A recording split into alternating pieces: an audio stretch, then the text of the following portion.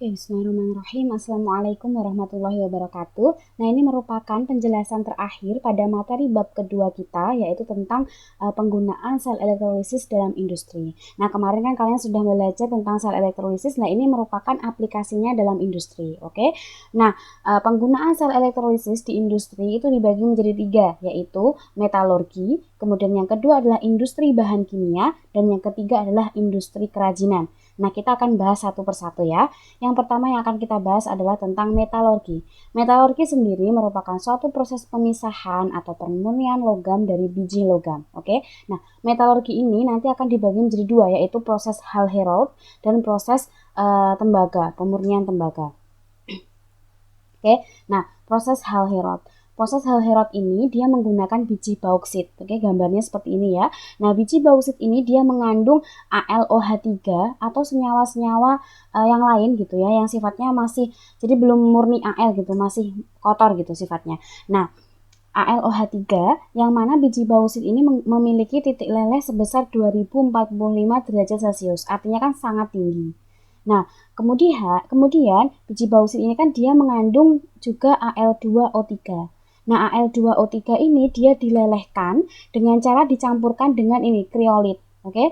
Nah, kriolit ini ditambahkan tujuannya apa? Ternyata ketika Al2O3 dilelehkan dengan dicampur dengan kriolit, ternyata titik lelehnya menjadi 950 derajat Celcius. Artinya terjadi penurunan titik leleh yang sangat tinggi kan gitu.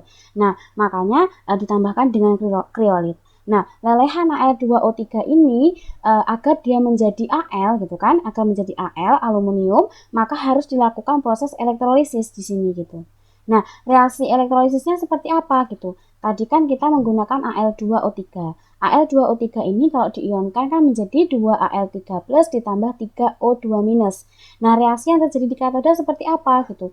Karena dia lelehan, berarti nanti yang tereduksi adalah reduksi kation. Kationnya di sini adalah kation Al3+, berarti Al3+ ditambahkan dengan 3 elektron menjadi Al gitu ya. Nah, pemanfaatan aluminium untuk apa gitu kan? Aluminium bisa untuk bahan dasar panci gitu, atau yang itu nutup kaleng itu, atau aluminium foil yang sering buat nutupin makanan. Itu banyak sekali aplikasinya. Itu ya, itu untuk contoh proses Hall-Héroult.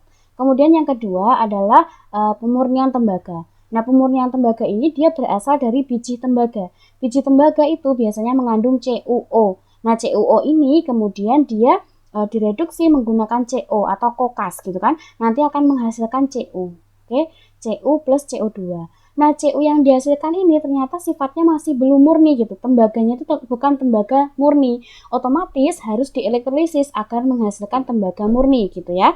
Nah, proses elektrolisisnya seperti apa? Proses elektrosisnya adalah seperti ini gitu. Nah, di sini di katoda kita tempatkan Cu murni, di anoda kita tempatkan Cu yang tidak murni. Oke. Nah, Cu yang tidak murni ini dia akan teroksidasi menjadi Cu2+. Ya kan, reaksinya seperti ini kan. Cu menjadi Cu2+ ditambahkan dengan 2 elektron. Oke, otomatis dari yang awalnya Cu menjadi di sini Cu2+. Nah, Cu2+ yang dihasilkan ini dia nanti akan menuju ke katoda, ke sini. Oke, akan menuju ke sini. Akan nempel. Oke, akan nempel di sini, di pinggir-pinggir sini. Otomatis nanti akan ketambahan kan di bagian Cu murni ini. Jadi Cu murni ini dia istilahnya sebagai apa ya, pemancing gitu, biar Cu2+-nya ini mudah terikat ke sini gitu, agar nanti terjadi pelapisan pada Cu murni gitu, dari Cu yang tidak murni gitu. Cu2+ ini dia nempel ke sini gitu. Nanti akan terbentuk Cu murni yang semakin banyak gitu. Nah, pemanfaatannya apa untuk ini, untuk mata uang ini juga, atau untuk melapisi gelas-gelas gitu. Nanti kan juga ada gelas dari tembaga yang warnanya kuning-kuning kayak gini, yang tentunya akan menambah estetika gitu ya. Prosesnya seperti itu. Kemudian yang kedua yaitu pada industri bahan kimia. Industri bahan kimia ini contohnya adalah misalkan pada pembuatan NaOH. Nah, NaOH ini dia didapatkan dari air laut, oke? Nah, kita tahu bahwa air laut ini dia banyak mengandung NaCl, ya kan? Nah, NaCl ini kemudian dipanaskan hingga dia menjadi suatu larutan yang pekat, oke? Nah, larutan yang pekat ini agar bisa menjadi NaOH dia harus dielektrolisis terlebih dahulu. Reaksinya seperti apa? Reaksinya seperti ini. Kan ada NaCl, kalau diionkan menjadi Na plus ditambahkan dengan Cl minus. Di anoda terjadi reaksi apa gitu kan? Yang teroksidasi siapa? Yang teroksidasi adalah oksidasi dari 2Cl minus, ya kan? Menjadi Cl2 ditambah dengan 2 elektron. Kenapa kok 2 Cl minusnya? Kenapa kok anionnya? Karena pada pembuatan NaOH ini digunakan elektroda grafit. Elektroda grafit. Grafit itu kan dia inert, ya kan? Kemarin apa inert itu? CPtAu gitu. Ya, grafit itu juga merupakan elektroda inert gitu. Makanya nanti yang teroksidasi adalah si kutub si anionnya gitu. Berarti 2Cl minus menjadi Cl2 ditambahkan dengan 2 elektron. Kemudian di katoda terjadi reaksi apa? Yang tereduksi adalah air. Kenapa? Karena Na ini Na plus reduksi kation kan harusnya, tapi ternyata kationnya kan Na plus. Kalau Na plus itu ternyata dia di deret volta berada di sebelah kiri H2O. Otomatis dia tidak bisa tereduksi. Yang tereduksi siapa? Air gitu. Menjadi 2H2O tambah 2 elektron menjadi H2 plus 2OH minus.